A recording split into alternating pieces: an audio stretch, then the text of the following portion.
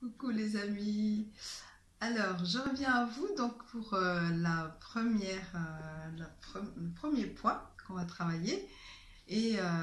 Donc, je voulais aujourd'hui vous parler du fait qu'il n'y a pas de hasard. Donc, le hasard n'existe pas. En tout cas, pour moi, je n'y crois pas. Par contre, je crois au fait que Dieu nous a créés pour une bonne raison. Donc à chaque fois que on va échanger sur un point, je vais à chaque fois vous donner par exemple un livre, moi qui m'a fait du bien, qui m'a construit, et pour que vraiment essayez d'aller le chercher pour que ça puisse aussi vous servir à vous. Donc là, je vais vous parler d'un livre qui m'a vraiment grandi spirituellement et humainement. C'est un pasteur qui s'appelle Rick Warren qui a écrit un livre qui s'appelle Vivre pour l'essentiel. Je vais essayer juste de faire un petit résumé rapide de ce livre. C'est qu'il nous fait comprendre qu'en fait, tout ce que nous aimons, tout ce que nous aimons faire, tout ce qui nous attire, ça n'est pas un hasard en fait. Ça n'est pas un hasard qu'on soit plus attiré dans ce domaine-là que dans un autre, qu'on soit voilà, déjà dans la prédestination, on a déjà une tendance dans les choses dans lesquelles qui nous attirent.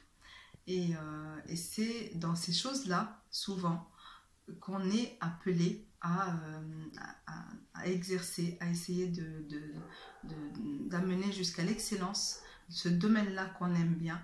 C'est là-dedans qu'on finit par réussir dans ce domaine-là. Donc souvent, on fait des choix, on travaille dans un domaine parce que la vie a fait que c'est comme ça, on fait pour vivre, on fait pour des mauvaises raisons. Mais on ne le fait pas parce qu'il nous plaît et qu'on se sent bien dedans. Mais la plupart du temps, c'est dans ce que vous vous sentez bien dedans, ce que vous savez faire, c'est là-dedans que vous allez pouvoir exceller. Alors pour commencer, je vais vous demander vraiment à chaque fois qu'on se rencontre, qu'on échange, vous puissiez prendre un stylo, un bloc de notes. Et comme ça, aujourd'hui, on va par exemple se poser 5 questions. 5 questions très simples.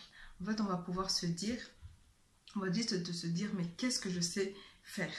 5 choses que je sais faire, que je fais avec plaisir, que je prends plaisir à faire, qu'on n'est pas obligé je me sens pas forcée de le faire.